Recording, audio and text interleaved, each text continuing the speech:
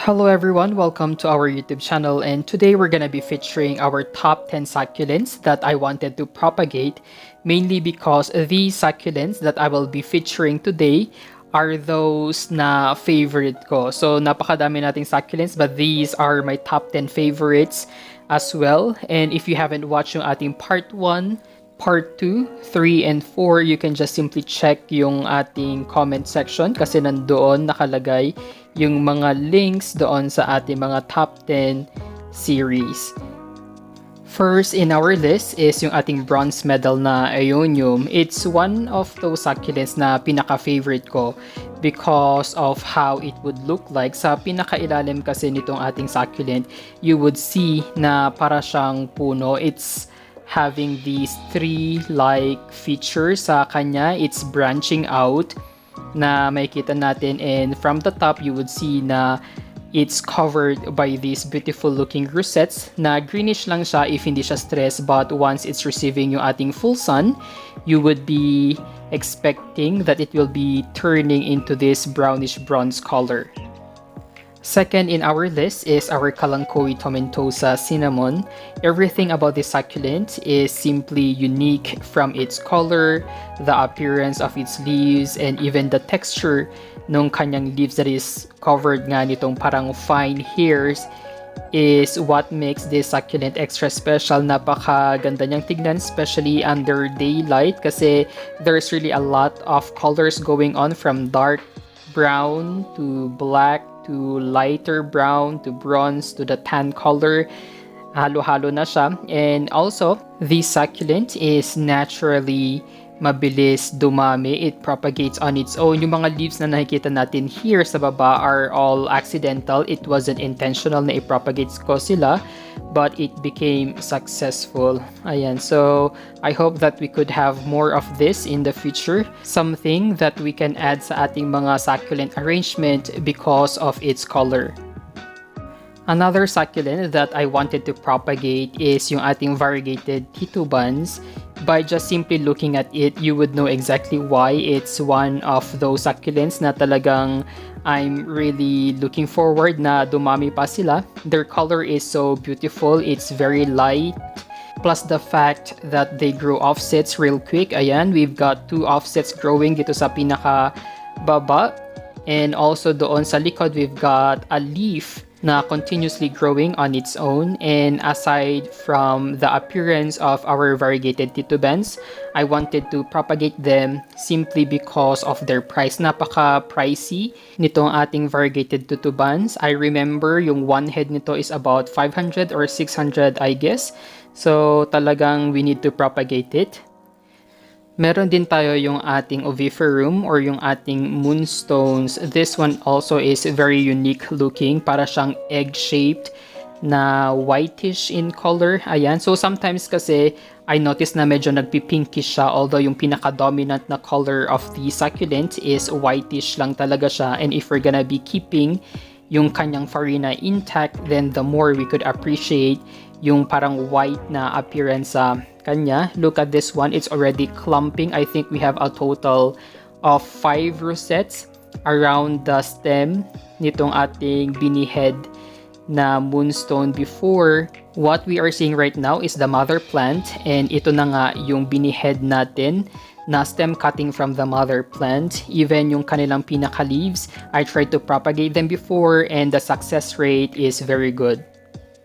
We also have yung ating Ichiberia Bluebird. It's an imported succulent, the one and only of its kind sa ating pinaka-collection. I tried to propagate this one before. It was very successful. Unfortunately, they were washed out nung umuulan. And so we have to propagate it once again using yung kanyang pinaka-leaves. What I like most about this succulent is yung kanyang pinaka-appearance. Yung leaves niya are very thick. It's heavily coated nga nitong ating farina or yung white powdering layer or coating sa kanilang pinaka-leaves. And the more we preserve or keep it intact, the more na parang bluish yung kanyang appearance. That's why it's called yung ating bluebird. And aside from that one, it would also be giving us this pink na color sa kanyang pinaka-tips and leaf margins having a very good looking contrast. Next is we have our Ichiberia Bluebird. Isa ito sa mga pinaka-favorite ko din na i-propagate simply because itong succulent na to, pag na fully stressed siya, it will turn into a light pink color.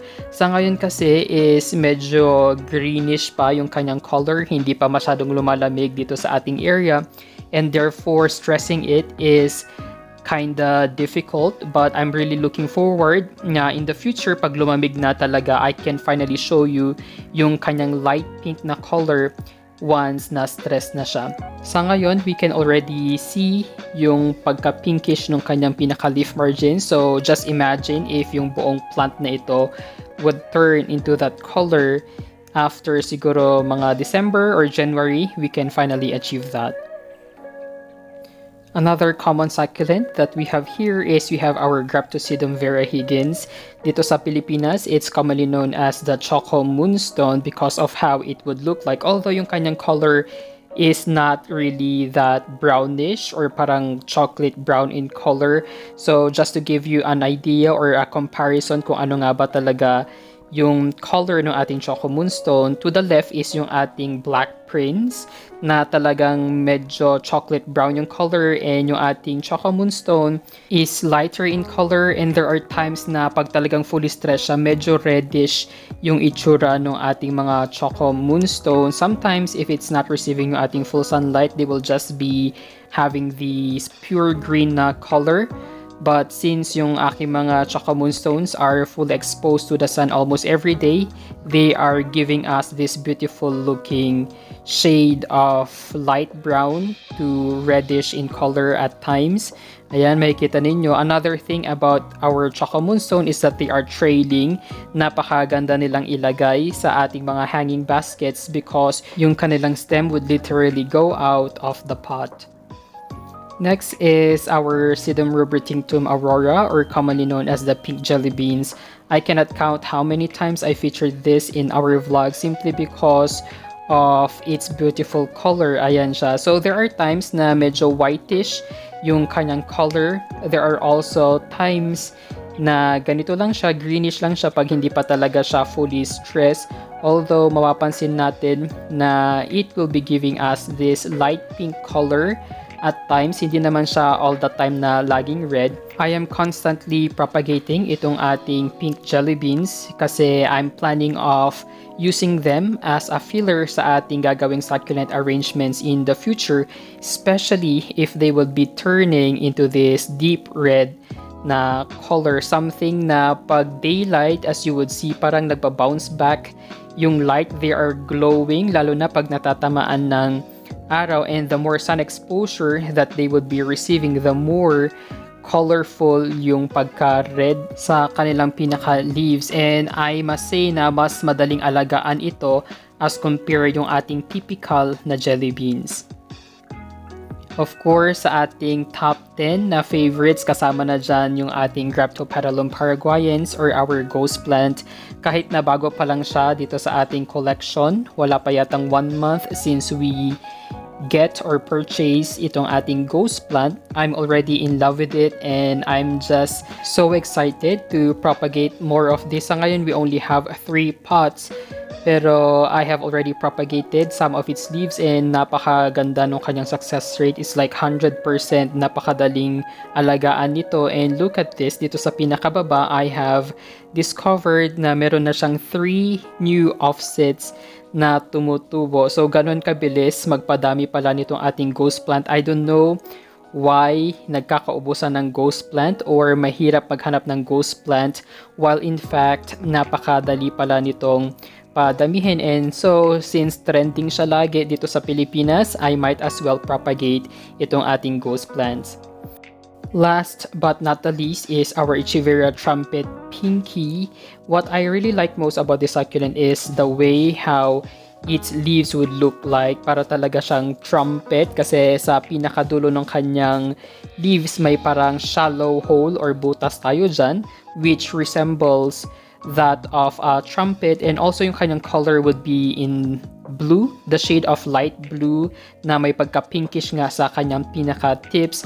Because of its unique looking appearance, I already started to propagate it using yung kanyang pinaka-leaves It seems to be complicated, parang hindi mabubuhay, but when I tried it, I have already one successful na leaf propagation itong ating mga trumpet pinky, and I hope that we could have more in the next coming months. And that's all for our top 10 succulents that I wanted to propagate. If you have more suggestions about our top 10 series, kindly please comment it down below. And thank you guys for watching. Don't forget to like and subscribe to our YouTube channel. You may also visit our Facebook page at Desert Succulent PH.